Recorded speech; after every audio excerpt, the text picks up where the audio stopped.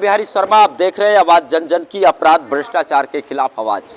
आपको बता दें कि इस समय हम राजधानी लखनऊ के गांधी भवन में हैं, जहां पर आप देख सकते हैं कि डॉक्टर अंबेडकर राष्ट्रीय एकता मंच का यहां पर कार्यक्रम था, अधिवेशन था। और यहां पर हमारे साथ राष्ट्रीय अध्यक्ष भी हैं, प्रदेश अध्यक्ष भी हैं और इनके जो भी कार्यकर्ता या जो भी लोग हैं, सारे के सारे लोग यहाँ पर उपस्थित हैं। कार्यक्रम 1:30 बजे से चल रहा था, लेकिन किसी कारणवश यहाँ आने में मुझे थोड़ा सा लेट हुआ। लेकिन मैंने सोचा कि अपने दर्शकों को दिखाऊंगा और दिखाने का प्रयास इसलिए करूंगा कि ये लोग क्या देश के लिए, समाज के लिए सोचते हैं और इस डॉक्टर अंबेडकर राष्ट्रीय एकता मंच का मेन मकसद क्या है। तो सबसे पहले हम राष्ट्रीय अध्यक्ष साहब से बात करते हैं और जानते हैं कि आज जो यहाँ अधिवेशन हुआ इसके बारे में क्या कुछ कहना चाहेंगे। बहुत बहुत स्वागत है सर। मैं भवननाथ पासवान हूँ, डॉक्टर अंबेडकर राष्ट्रीय एकता मंच का राष्ट्रीय अध्यक्ष हूँ। आज हमारा 11वां राष्ट्रीय अधिवेशन था, जिसमें पूरे देश के 26 प्रदेशों से प्रतिनिधि यहाँ मौजूद थे और ख़ास करके उत्तर प्रदेश से बड़ी तादाद में हर ज़िले से यहाँ प्रतिनिधि मौजूद था, भारी तादाद में था। हज़ारों की संख्या में बाहर अंदर पूरा हाल भरा हुआ है।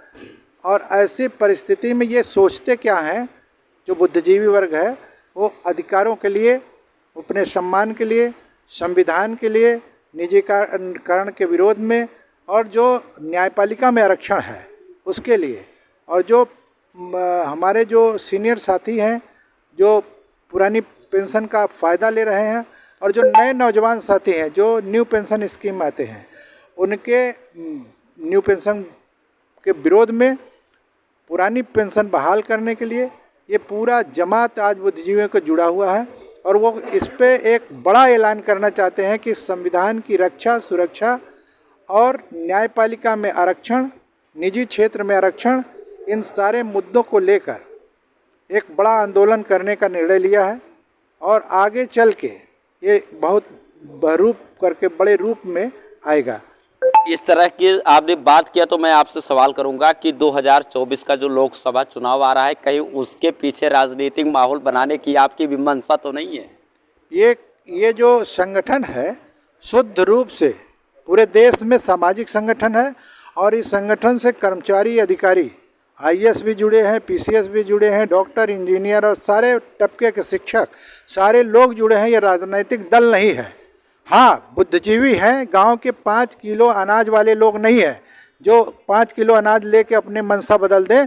हमारा मंशा, हमारे संगठन के पदाधिकारियों का मंशा है कि हम पूरे देश में उनको जागरूक करके अपने हक और हकूक़ को बचाने के लिए काम करेंगे और ये आंदोलन करेंगे उनकी रक्षा, सुरक्षा, उनके सुविधा के लिए, जो भारत के संविधान में प्रदत्त अधिकार है, समता, समानता, बंधुत्व, भाईचारा के लिए वो संघर्ष करने के लिए तैयार हो गए हैं। और 2014 किधर करवट बदलेगा, ये बुद्धिजीवी यहाँ का नौजवान 2024 का जो 14 में सौंप दिया गया उसकी बात कर लीजिए। जो 24 है उसमें किस करवट यहाँ का नौजवान बदलेगा, यहाँ का बेरोजगार बदलेगा, यहाँ के जो मजलूम मजदूर है वो अपना प्रतिनिधि चुनने के काम करेगा। अगर वो नहीं चुन पा रहा है तो हमारे ये जो पढ़े लिखे लोग हैं जो बड़े बड़े पदों पे बैठे हैं, ये उनको समझाने का काम करेंगे और उनको उस धारा में जोड़ेंगे जहाँ से उनका अधिकार बच सके, जहाँ से वो सुरक्षित हो सके, जहाँ से वो अपने अधिकारों का हक पा सके। भारतीय जनता पार्टी तो बड़े बड़े दावे करती है कि सबका साथ, सबका विकास और सबका विश्वास को लेकर के हम चल रहे हैं, हमारे जो है राज्य में किसी को किसी भी प्रकार की कोई तकलीफ नहीं है। तो इस तरीके से जो है अपने हक की लड़ाई लोगों को क्यों पार्टी बताती है सबका साथ, सबका विकास और सबका विश्वास, फिर आप लोग संगठन द्वारा और तमाम तरीके से जो है भारतीय जनता पार्टी के कामों को क्यों बताते हैं कि जो है ये जनता के हित के लिए काम नहीं कर पा रही? जनता अब जागरूक हो गई है, जनता संकेतों को समझने लगी है, जनता अपने अधिकारों को जान गई है, जनता संविधान के धाराओं को पढ़ लिया है। और नहीं पढ़ी है तो हम लोग उसको पढ़ाने का काम करेंगे कि उसका अधिकार कैसे सुरक्षित होगा। जब संविधान इस देश में, भारत का संविधान जो बाबा साहब डॉक्टर अंबेडकर ने बनाया था, वो नहीं लागू होगा तो निश्चित तौर पे ये देश गर्त में जाएगा, क्योंकि सबको समानता का अधिकार नहीं मिलेगा। गरीब गरीब रहता है और अमीर अमीर हो जाएगा। दबंग दबंग हो जाएगा और मजलूम मारा जाएगा। तो ऐसी स्थिति में संविधान ही उसका साथ देगा, जिसमें आईपीसी सीआरपीसी की धाराएं लागू होती है और जिसमें उसका अधिकार सुरक्षित है। वो सारा का सारा संविधान में है। अभी पार्लियामेंट का जो उद्घाटन हुआ है उसमें संविधान नहीं रखा गया है, बल्कि वहाँ शंगोल रखा गया है, स्थानांतरण किया गया है। संविधान पूरे हकूक़ को याद कराता है, महिलाओं को, लड़कों, नौजवानों को, बुजुर्गों को सबका अधिकार होता है। अगर सवाल आपसे करना चाहूँगा, क्योंकि ये जो आपका संगठन है, मैंने प्रमुखता से कई बार आपने चैनल पर दिखाया भी है, और आप ज़मीनी स्तर से जुड़ करके गरीब, मजदूर, कमज़ोर वर्ग हों या जो शिक्षित नहीं हैं उनको शिक्षित करने के लिए आवाज़ लगातार उठाते रहते हैं। तो कई वर्षों से आप निरंतर इस तरह से मेहनत कर रहे हैं। क्या सरकार आपको संगठन के लिए कोई सुविधा उपलब्ध करवा पाई आज तक या नहीं करवा पाई? देखिए, ये अपेक्षा नहीं करती है कि सरकार हमको कोई सुरक्षा मुहैया कराए या कोई सुविधा दे दे या हमारे कार्यक्रम के लिए व्यवस्था कर दे या हमारे रहने के आवास दे दे। इसकी आवश्यकता नहीं है। हम लोग अपनी झोपड़ी में ही खुश हैं, और जब हम ज़मीन पर चलने लगे हैं तो हवाई जहाज़ की कल्पना भी नहीं करते हैं। जो ज़मीन पे पड़े हैं उनको उठाना चाहते हैं, उनके साथ चलना चाहते हैं, उनका आगे कदम बढ़ा के उनके अधिकारों को दिलाना चाहते हैं। हम सरकार से कोई अपेक्षा नहीं करते। सरकार से अपेक्षा सिर्फ इतना करते हैं कि जो दबे कुचले पिछड़े लोग हैं, जिन पे अत्याचार हो रहा, बलात्कार हो रहा है, और जिस तरह से भ्रष्टाचार के कस्टडी में हमारे लोग फंस जाते हैं, उसको सरकार संज्ञान में लेकर उसमें मदद करे। और जो भी हमारी डिमांड्स है, अभी हम लोगों ने एक निर्णय लिया है कि पूरे देश भर के लोग जो बुद्धिजीवी यहाँ से आईएएस, आईपीएस, डॉक्टर, इंजीनियर जब मौजूद थे, सब ने अपने वक्तव्यों में समाज के हित में बात किया है।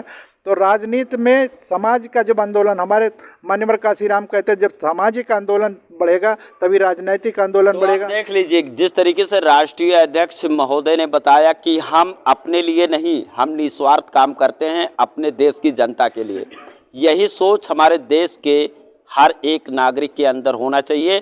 सरकार किसी की भी हो, 5 साल के बाद वाकई में सरकार को बदल देना चाहिए, तभी हमारे देश का विकास होगा, तभी हमारा देश आगे बढ़ेगा। प्रदेश अध्यक्ष जी हैं, उनसे भी हम बात करेंगे और जानेंगे कि इस संगठन के लिए क्या कुछ ये सोचते हैं।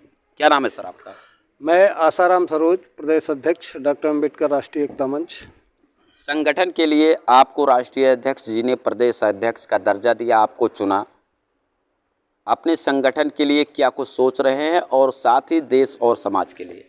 देखिए, ये संगठन पूर्णतः सामाजिक संगठन है और इस संगठन का उद्देश्य भोली भाली जनता जो किसी न किसी तरह से परेशान है और आडंबर में फंसी हुई है, उसको हम लोग आगे बढ़ाने का काम कर रहे हैं, उसको समझाने का काम कर रहे हैं कि उनका भला किस में होगा, उनके बच्चों की शिक्षा का कैसे अच्छी मिलेगी, उनका भविष्य कैसे अच्छा बनेगा। इस सब बातों पे हम लोग चर्चा करते हैं और गली गली जा कर के पूरे देश में घूम घूम करके हम लोग ये बात सबको बता रहे हैं। आज यहाँ पर अधिवेशन था, यहाँ पर क्या कुछ खास जानकारी अपने जो लोग आप लोगों से जुड़े हैं उनको दिया गया? देखिए, हम लोग सिर्फ संवैधानिक अधिकारों के बारे में बात करते हैं कि हमारा संवैधानिक अधिकार क्या है। संविधान में जो प्रदत्त अधिकार है उनके बारे में हम अपने लोगों को जागरूक करते हैं, उनको बताते हैं। यही हमारे संगठन का मुख्य उद्देश्य है। सर, बहुत बहुत स्वागत है आपका भी हमारे चैनल पर। सबसे पहले हमारे दर्शकों को आप अपना परिचय बताइए। मैं राम बहादुर हूँ, संरक्षक हूँ, डॉक्टर अम्बेडकर राष्ट्रीय एकता मंच का रिटायर्ड IAS ऑफिसर हूँ मैं। सर, जिस तरीके से भंवरनाथ पासवान जी इतना बड़ा जो है संगठन तैयार किया, अपने खून को, अपने पसीनों को जला करके और लोगों को इकट्ठा किया, इस संगठन के लिए क्या आप सोचते हैं? ये संगठन 2012 से चल रहा है।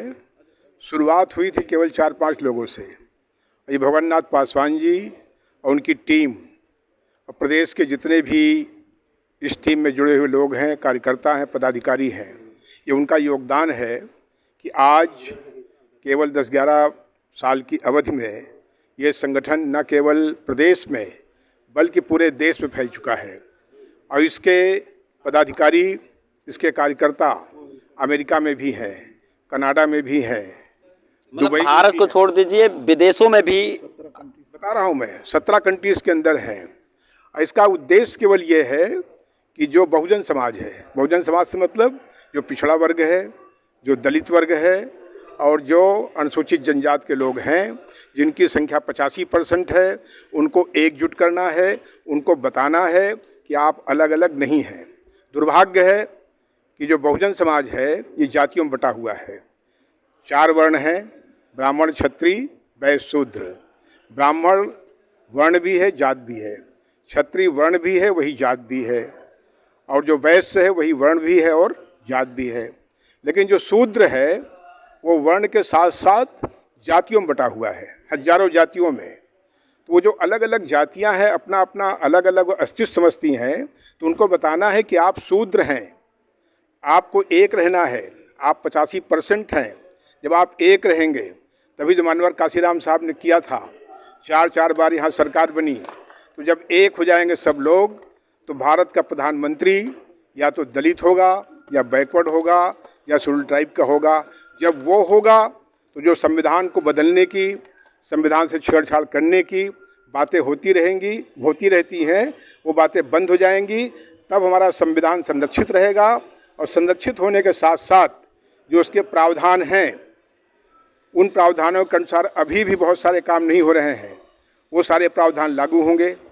उसमें देखिए, आप जानते हैं संविधान में व्यवस्था है इंडियन जुडिशल सर्विस की, अभी तक नहीं हो पाया है। कोलिजियम सिस्टम बना हुआ है, उसमें कौन जाते हैं, जज कौन बनते हैं? ना कोई शेड्यूल्ड ट्राइब बनता है, ना शेड्यूल्ड कास्ट का बनता है, ना बैकवर्ड का बनता है, सब वही 3 वर्णों के लोग बनते हैं।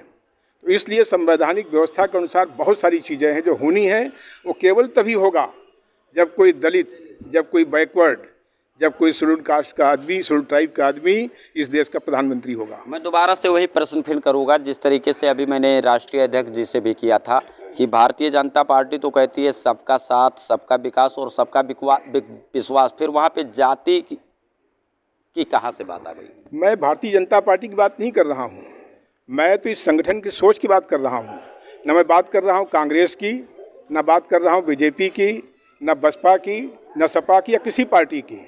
हम संगठन की बात कर रहे हैं, क्योंकि सरकारें कोई भी हों, खास तौर से जो कांग्रेस और ये आपकी भारतीय जनता पार्टी, इनको इसलिए कह रहा हूँ कि बड़ी पार्टियां हैं ये, आज़ादी के बाद मैक्सिमम यही लोग सत्ता में रहे हैं, लेकिन संविधान की जो व्यवस्थाएं हैं, जो प्रावधान हैं, वो अब तक लागू नहीं हो पाई हैं।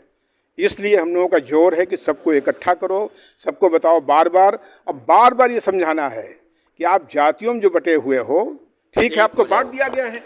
क्या कहना चाहेंगे सर आप? सबसे पहले हमारे दर्शकों को अपना परिचय बताइए और अपने संगठन के बारे में बताइए, और साथ ही आपका संगठन हमारे देश के जो आम नागरिक हैं उनके लिए क्या कुछ करना चाह रहा है। मैं राजकुमार चौधरी, रिटायर्ड IAS हूँ, और मेरे बहुत से पुस्तकें भी है।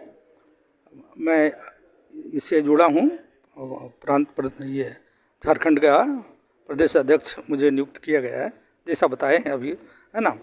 तो मेरा ये मकसद होगा, ये संगठन के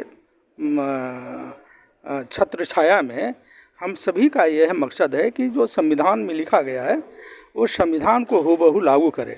संविधान को अब तक लागू ही नहीं किया गया, फिर उनके पन्ने फाड़े जा रहे हैं।